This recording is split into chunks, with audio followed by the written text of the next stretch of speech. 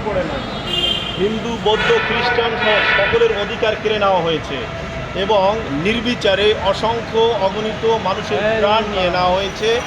অর্থাৎ নিজের পক্ষে যেটা যাইতো সে অনেক দামি, আর নিজের বিরুদ্ধে অর্থাৎ শেখ হাসিনার বিরুদ্ধেই যারা ছিল, যারা ন্যায় কথা বলতো, সত্য কথা বলতো, তাদেরকেই তিনি ফাঁসির কাস্টে না হয় গুম করা, হত্যা করা, এটাই ছিল তার মূল পেশা।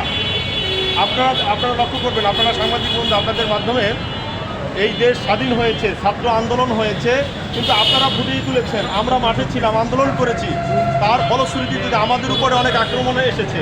কিন্তু আল্লাহর অশেষ রহমত 5ই আগস্ট এই ফ্যাসিস্ট হাসিনা বাংলাদেশ থেকে পালিয়ে গিয়েছে, চোরের মতো পালিয়ে গিয়েছে। এজন্য মহান রবের দরবারে আমরা শুকরিয়া আদায় করছি। আসলে আপনারা দেখেন যে আমরা 17 বছর ভালো একটি মাহফিল করতে পারিনি, যখন